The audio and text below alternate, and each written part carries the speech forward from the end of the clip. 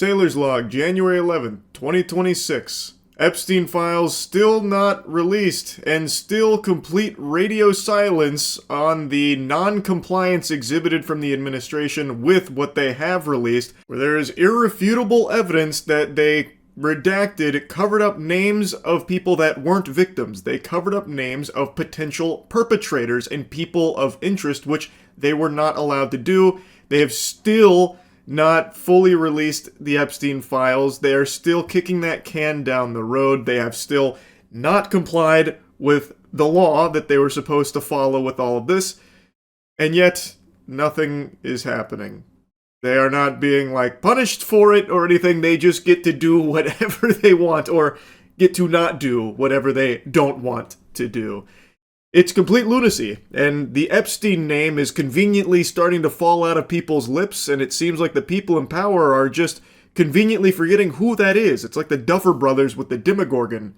Who's that? What is that? Who? Epstein? What in tarnation is that mumbo-jumbo? Some kind of Frankenstein spinoff? I've yapped about it a lot, so instead, let me yap about something kind of adjacent to that. Dan Bongino. Dan Bongino was a podcaster who actually got to serve as deputy director of the FBI last year, and one of his big promises, one of his big things that he was going to fight for the people, for the American public, being the patriot that he is. He was going to go in there, he was going to get the Epstein files out, and he was going to get people held accountable. And guess what happened when Dan Bongino finally made it in there? Nothing. Less than nothing, really. Calling what he did nothing is a generosity that he doesn't deserve to be afforded. If you went into your bathroom right now and squeezed your empty tube of toothpaste, the fucking air that pops out of it would have more value than Dan Bongo's going into the FBI. It's so fucking pathetic. But at least he has a really cool legacy he left behind with his time in the FBI with this iconic clip. You said Jeffrey Epstein committed suicide. People don't believe it. Well, I mean, listen, they have a right to their opinion, but as someone who has worked as a public defender, as a prosecutor, who's been in that prison system, who's been in the Metropolitan Detention Center, who's been in segregated housing, you know a suicide when you see one, and that's what that was. He killed himself. You want me to? I've seen the whole file. He killed himself. Holy shit. Dan Bongwater here dropping the bombshell. Wow. A very different tune than what Dan was saying before getting into this position, but the things he must have seen with those eyes, the truth that he must have seen, it really started to break him. And now he's finally getting that truth out there to all of us. Turns out it was a suicide and there are no other people to be held accountable. Really a profound, eye-opening interview here from Dumb and Dumber. The doofus duo here really put on quite the clown show. Kash Patel, by the way, I love to mention this, has provably gone under oath and lied about Epstein, where he said that there's no credible evidence that Epstein trafficked minors to anybody. And now, even with their complete sham of Epstein files they released that were just basically hundreds of pages of blacked out information, even with that, you can still see that what Kash Patel said under oath is a lie. That is textbook perjury, and he is not being arrested for it or anything like that because the laws just don't apply when you reach a certain level of power, it seems.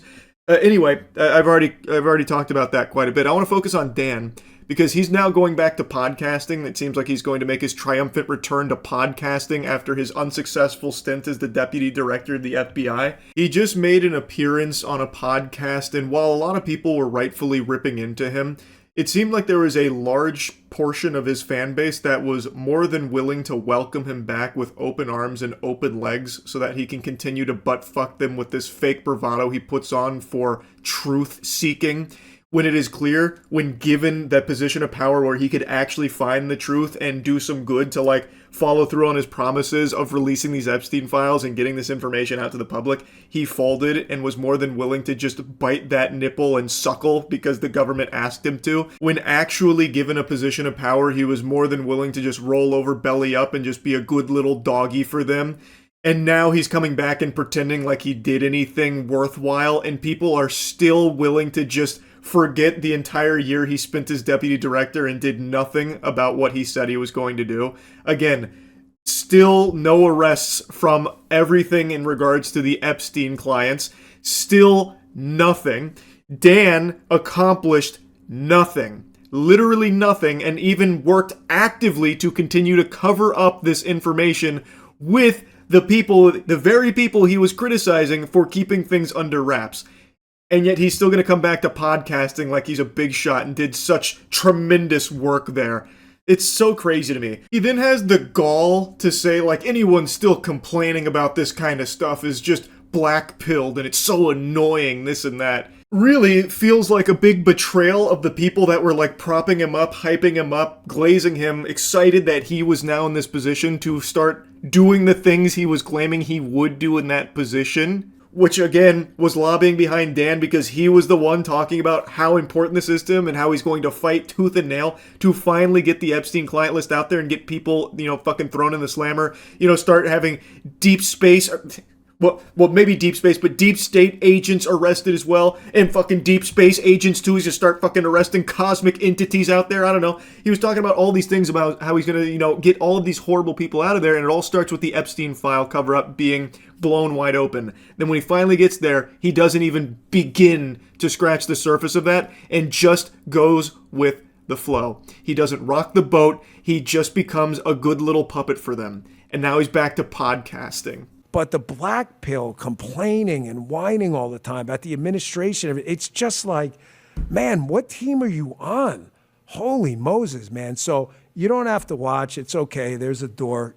Go find the freaking exits, because I don't really give a shit. I'm not here for anybody's money or anything like that. I'm too old for that shit. Well, we're all very excited to have you back. If you're excited to have him back, you need to hit yourself in the head with a hammer ASAP. Try and reset your neurons. This is a guy who has now proved to you that he is all lip service and will not actually fight for the truth or fight for you. He is not some patriot. He is now not in that position, and when he had that position, did nothing that he said he would do. Nothing he promised the people he would do. And now he's crawling back to podcasting. And then you have drones like her saying, "Oh, awesome, it's so good to have you back. We all can't wait to hear more from you." And this insight into the most unsuccessful stint in deputy director history.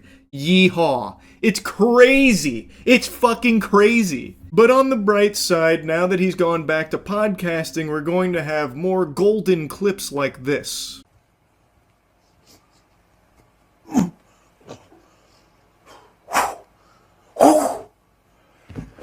This is karate, man. Double leg. The jump kick. The side kick. The roundhouse. The tie kick. Body.